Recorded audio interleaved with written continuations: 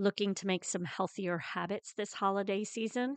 Make sure to check out our Moving Through Midlife community over on Facebook, as we are doing a Planksgiving event where we are doing daily plank workouts.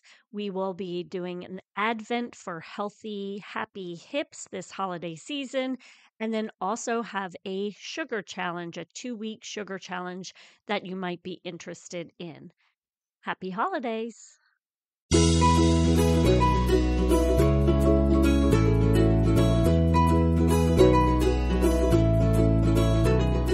Welcome to Raising Healthy Humans, a podcast created for busy moms, where you can easily find information on health and wellness for your family. Enjoy experts who share tips on how to raise children through each phase of life. Gather current information on nutrition and wellness, and listen to Courtney, a health coach, movement specialist, and founder of FormFit, an active and supportive community where she helps busy moms move more. On Raising Healthy Humans podcast, Courtney shares her personal life experiences, training, knowledge, and conversations with other health and wellness experts so you can raise healthy humans. Today, I had the honor to speak with Faith of Beverly's Angels. She is a nonprofit organization that helps families in the South Florida community. As many of you know, we were hit by Hurricane Ian, and it devastated many in this community. I love what Faith is doing to help these families get back on their feet with providing them with the essentials. I hope you enjoy this conversation. This month, I want to focus on how we can give back to our communities, and I hope that this provides you some inspiration to be able to either give to those that were affected by Hurricane Ian or to give back in your own communities. I hope you enjoy it.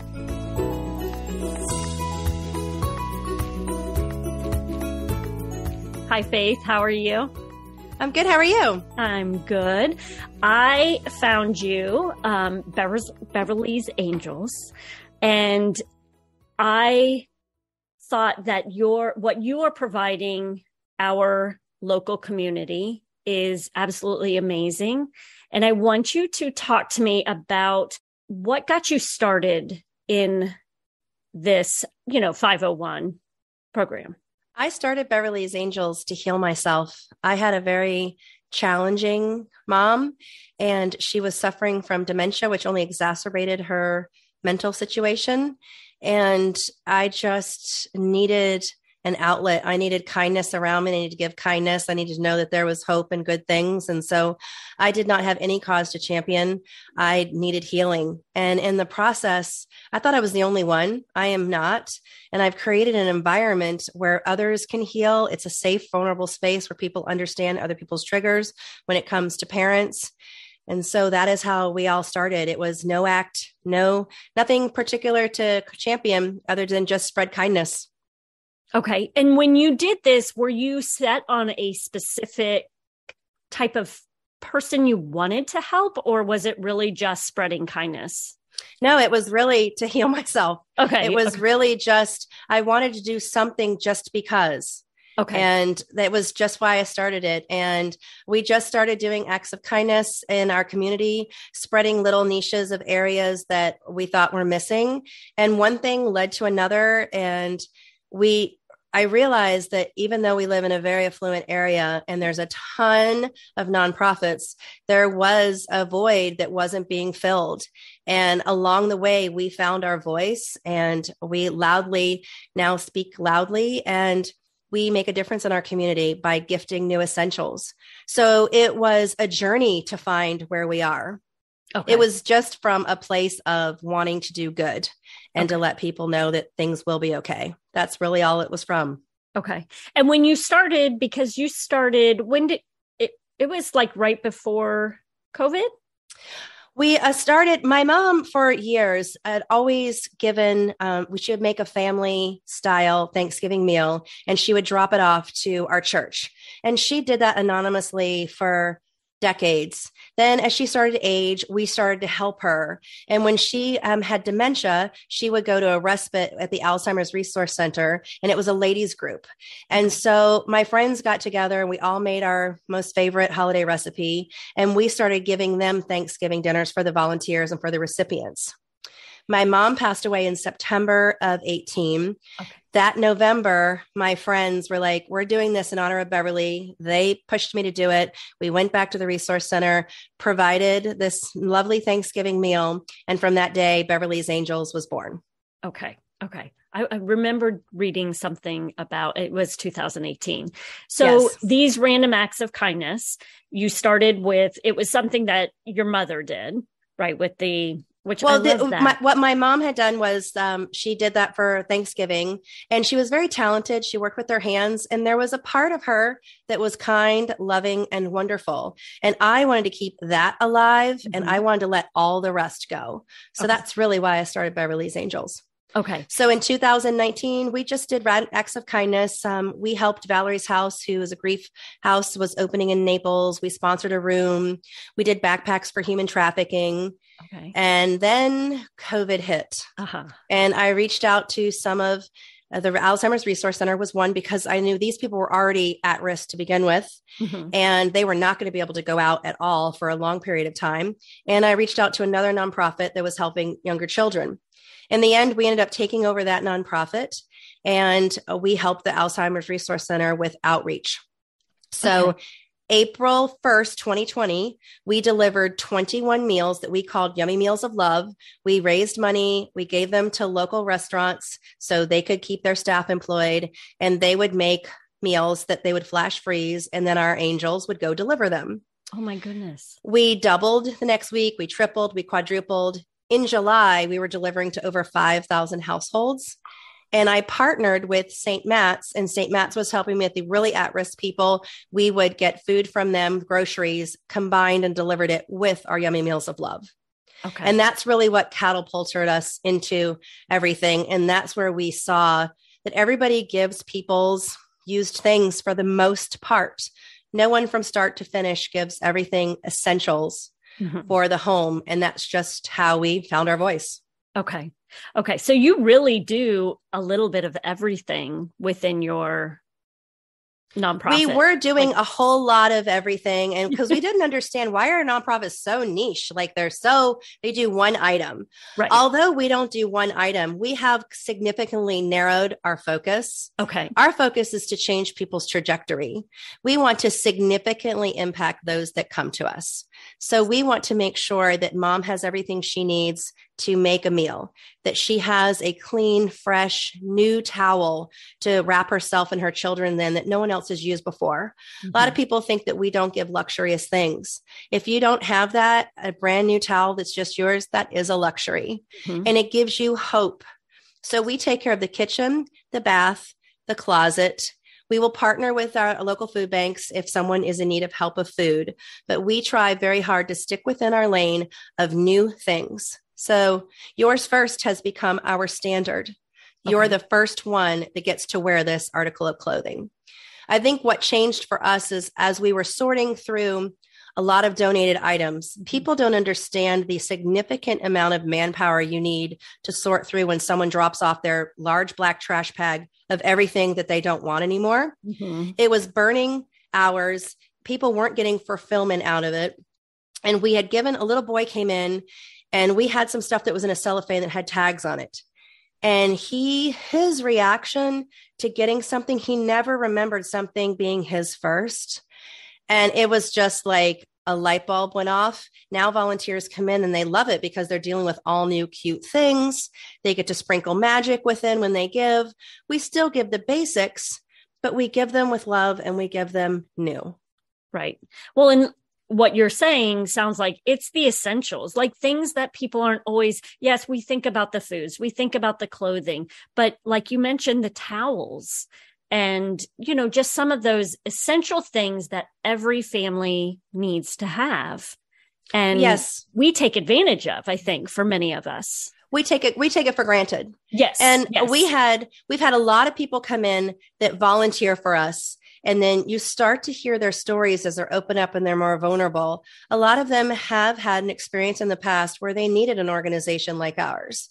And we had a volunteer come in, she is very committed to us. And as we peeled back the onion and the layers, we found out that she became homeless when she was 15. And she was drawn to us because of the new towels. When she saw that, she goes, when I was 14, if somebody would have given me a towel that wasn't ragged, torn, stained, and it was just mine, she goes, I really think that could have changed my entire life.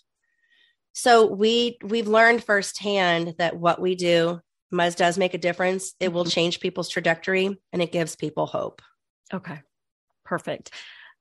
So after COVID, the one thing that I want to have you speak into is what we're dealing with now. So we live in Naples and we were hit by Hurricane Ian. And what I have noticed, I have had a lot of emotions around this whole situation. I've been here all my life. I've lived in Southwest Florida all of my life. And a lot of what I grew up with is gone. And it has affected every aspect of, I think, all of our lives in some way. And one thing that I have noticed, I feel like an outsider right now, seeing my own, like my community where I grew up, how they are dealing with this.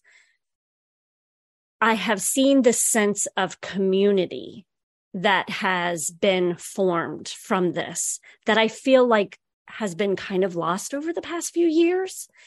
And I feel like something like what you offer provides people that sense of community. Absolutely. So can you talk to me about what you are doing with these communities after Hurricane Ian?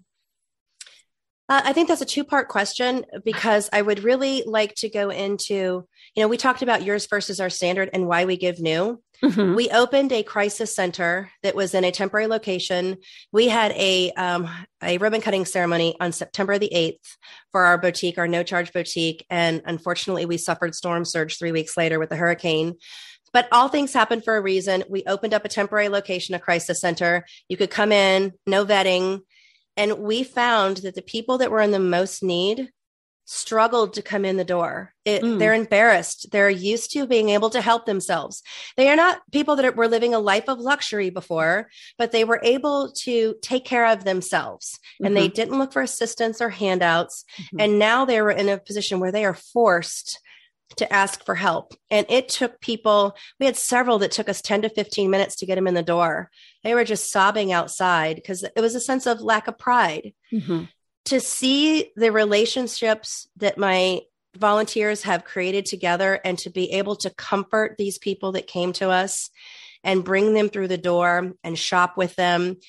They would only want half a sleeve of diapers because they know that someone else is in just as need of them.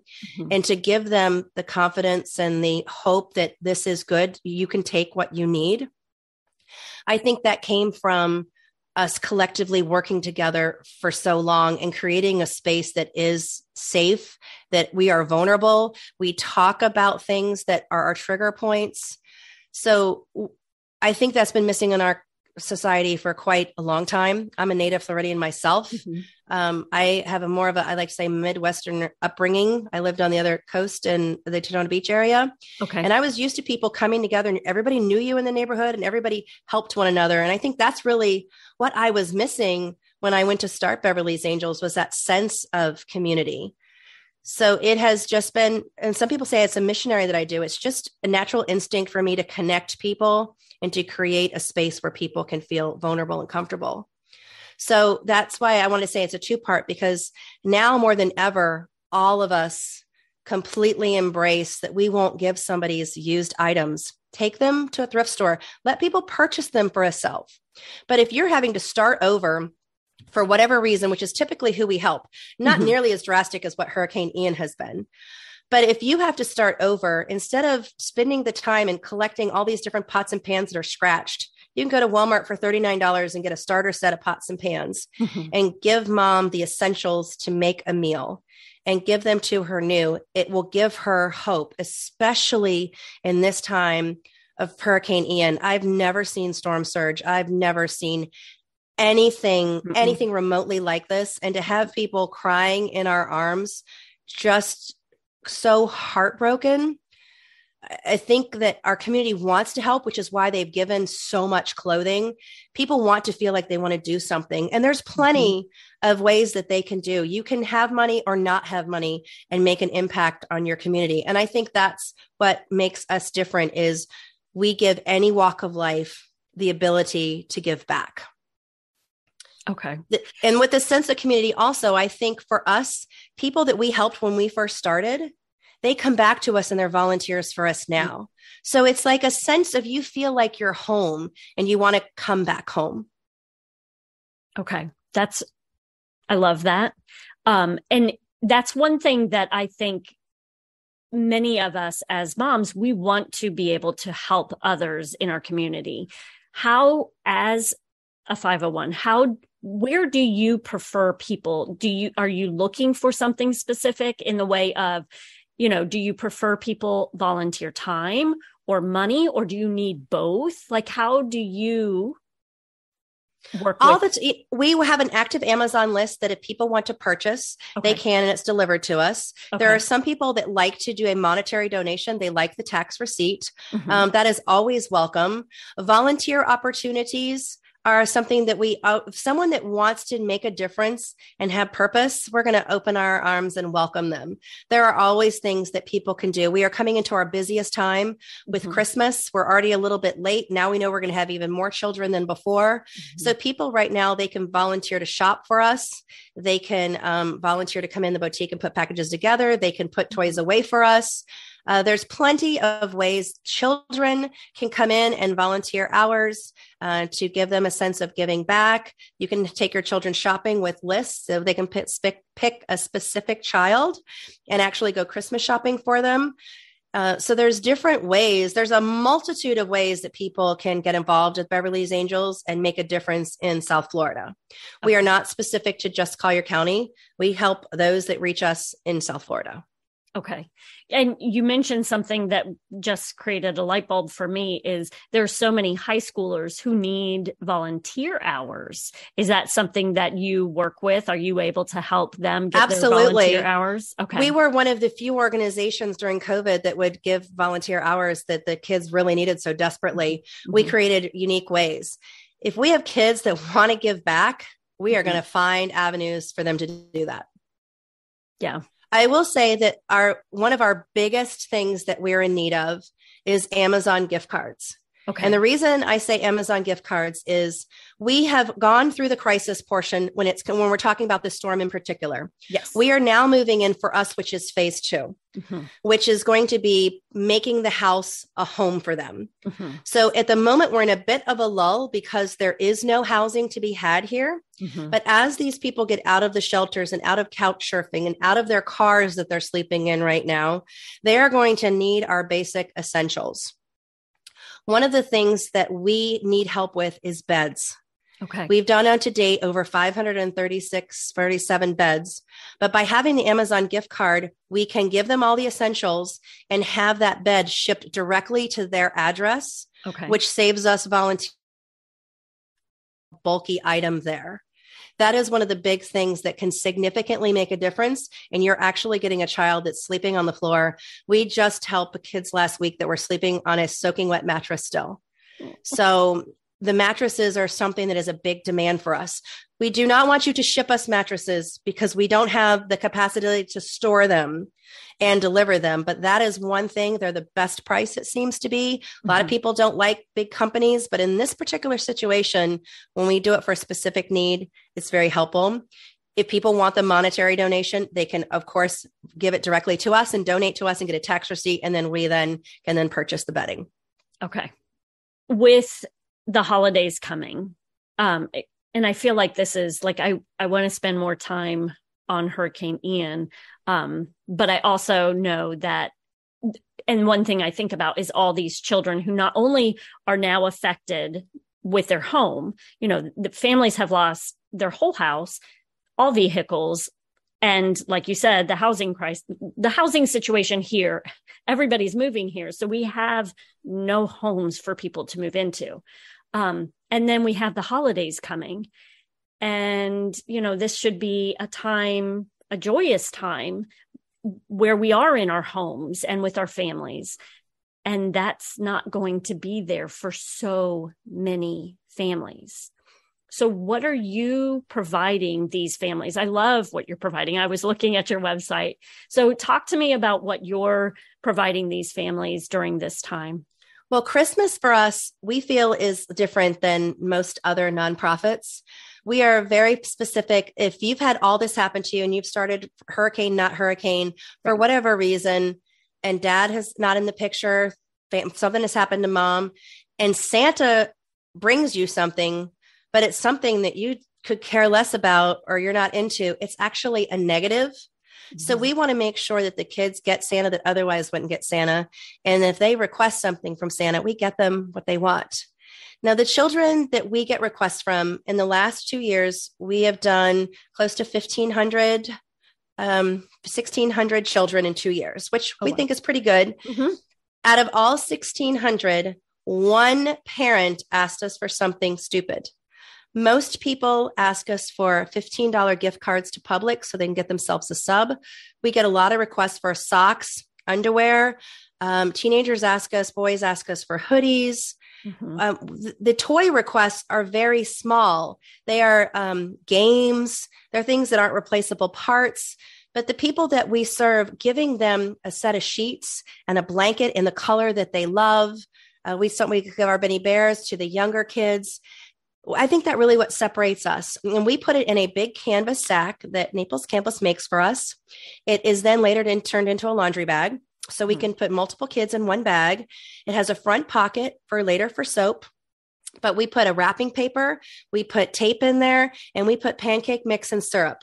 So we can assure they're going to have Christmas morning breakfast. Their presents are going to be wrapped. We do not wrap their presents. It is not because we are lazy. It is because we want mom and dad to see we got what your children would actually love and give them the joy and have them feel some sort of ownership because this is for their children. They get to play Santa by wrapping the presents. So it gives them some dignity and respect as well. Mm-hmm. And that's how we do it. Okay. A lot of people ask us how we find our kids. Other nonprofits, school systems, the teachers that see the kids, they're our favorite referral source. Okay. So they just contact you, letting you know that they have a child in need. Is that how that works? Yes, so we reach out. We reach out to school systems as well. Okay. Now that we become more known, we reach out to school systems and we know that we can help every child, knock on wood so far, that has come to us. Okay. And other nonprofits know what we do. We actually had a very large, significant nationwide charity come to us last Christmas because they had stopped their fundings and they needed our little organization to make sure that a child would not go without Christmas, and we provided it. Oh, that's wonderful. Mm-hmm. That's amazing. Mm-hmm. A national nonprofit. Very exciting for you, I'm sure. Yes, it was very, at first I was like, what? And then I was like, but we don't want any child to go without Santa. So we feel that we do it differently. And this year more than ever, kids are really going to need that sense of the spirit of the holidays. Mm-hmm. So Christmas to us, we are very attached to. We have businesses that are posting trees for us so they can pick a child's name. We have the Amazon wish list. There's several ways that you can get involved. If you don't like to shop, you can donate and it'll specifically go to a child. But fingers crossed, we will once again be able to fill every request that comes in. Okay, perfect. And then do you have people, like if there was a community that wanted to come in and was interested in hosting a family to be able to provide Christmas for that family, do you provide that as well? Or you work specifically with the sacks? So you're providing... Is it like 2 to 3 gifts within the sack, or?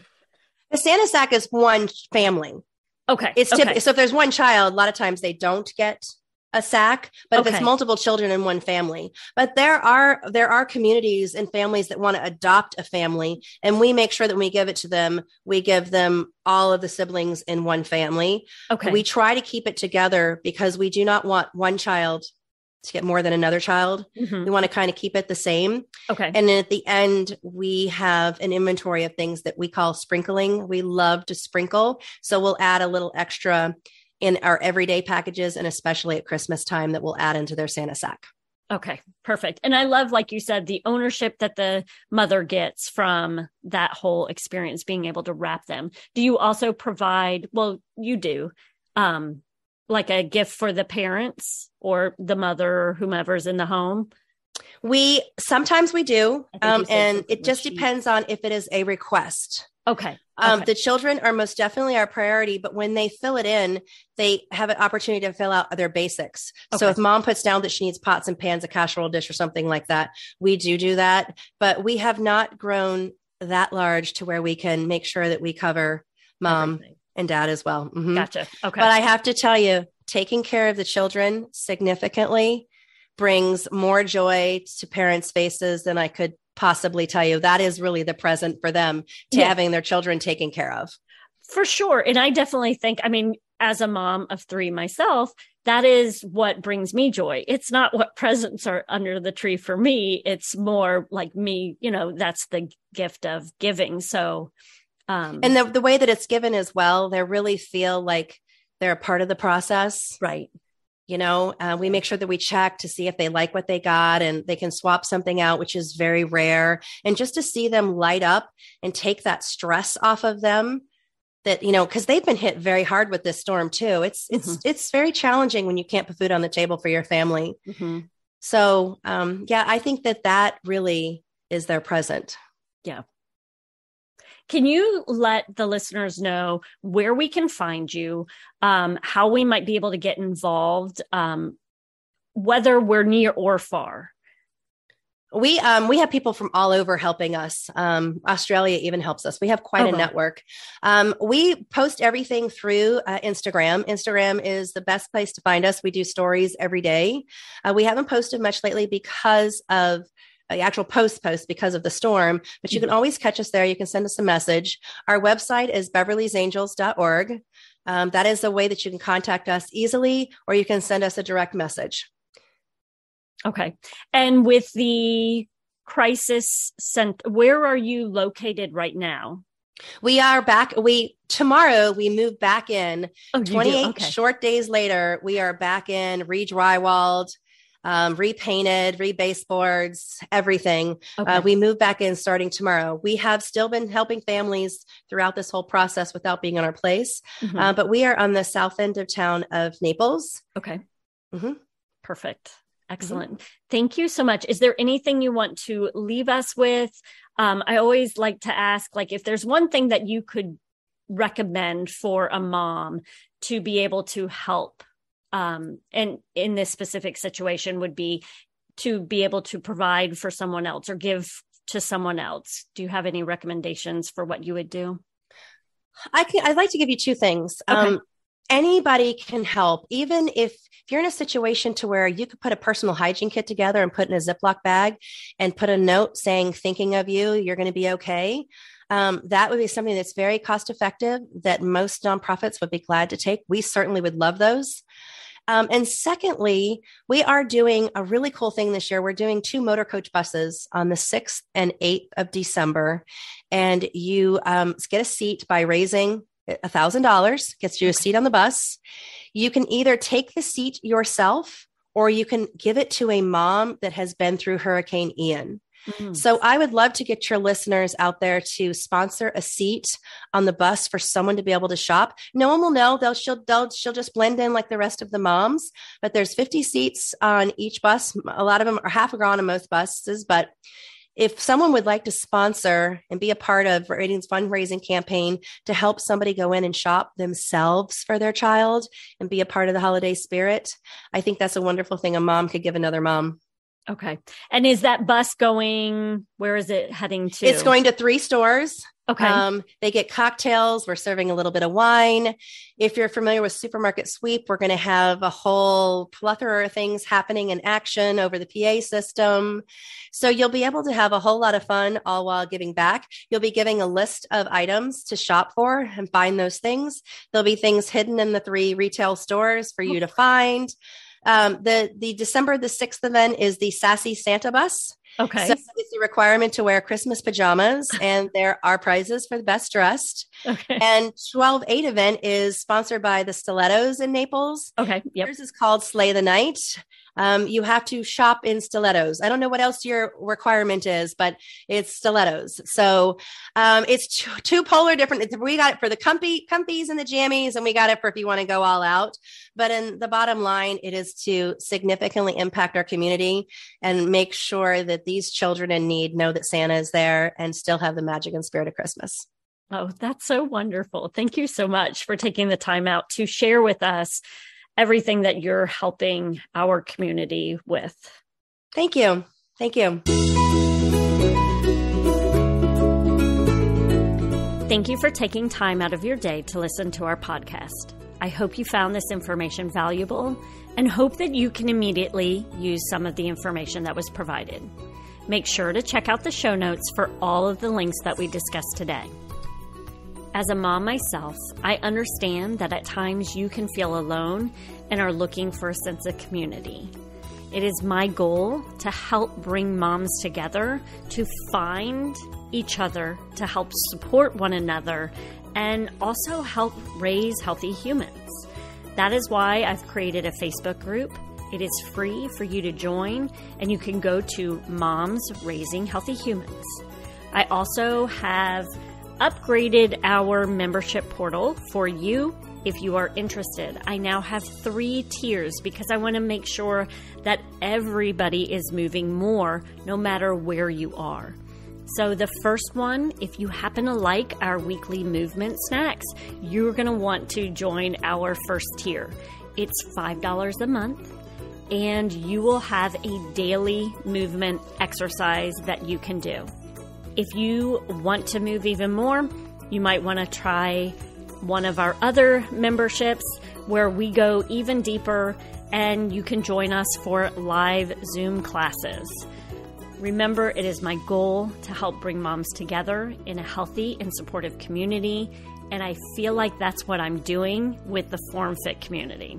So head to FormFit, FormFit online.com to see our new website and to learn more.